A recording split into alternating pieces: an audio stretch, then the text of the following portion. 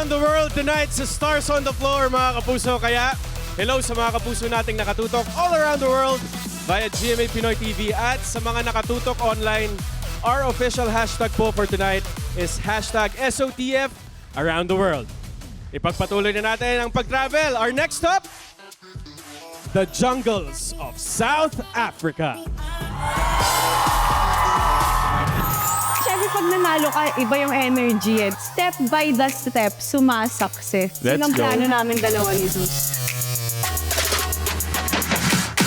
So we'll do Afro street style called Amapiano.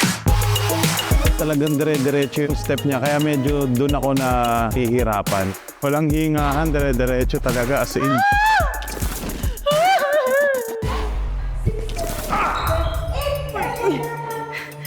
Episode 3 pa to, talagang naipit yung ugat. Hanggang ngayon, hindi ko pa rin siya matukod.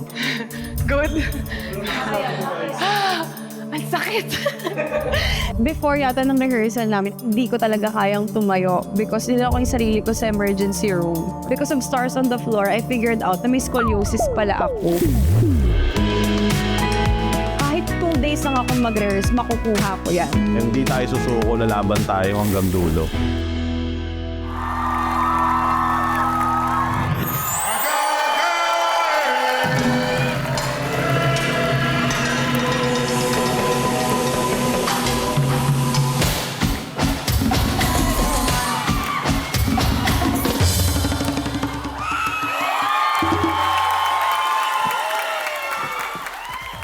Napunta tayo sa South Africa doon, guys. Care of Zeus and Faith. Mang, what can you say? Alam nyo kayong dalawa, ang sexy nyo tignan, pero with class.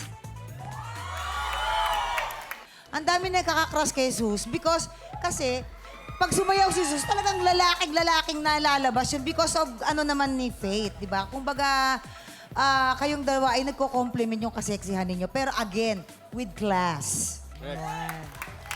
Yan. Thank you, Mang.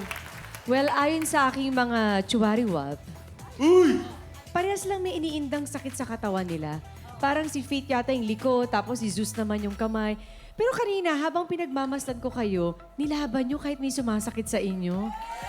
Ay, nanginig na. Huwag mo nang hindi yan makakadagdag sa score nyo. Hindi to charity Pero tama case, si boy. Mamang ha, pag tinitingnan ko yung tandem yung dalawa, hot kayo together. Baka dahil din sa pagka-manly ni Zeus, tapos si Faith talaga, walang tulak kabigin talaga sa kanyang facial expression. Yun talaga yung isa sa mga inaabangan ko talaga kay Faith.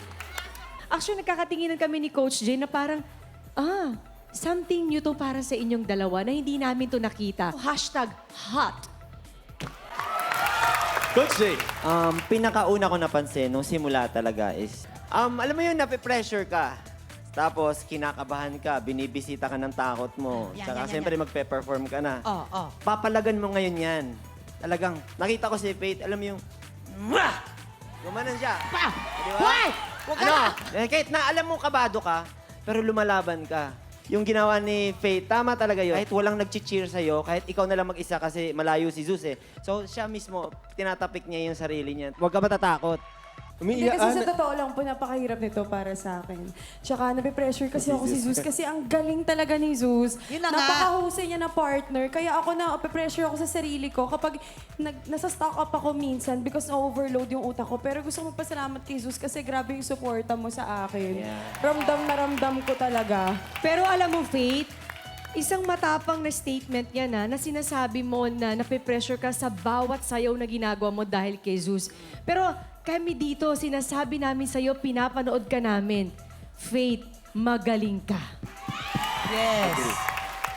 At yung pressure na yan, yung pressure na sinasabi mo na yan ang gamitin mo para mas mahubog ka ng todo.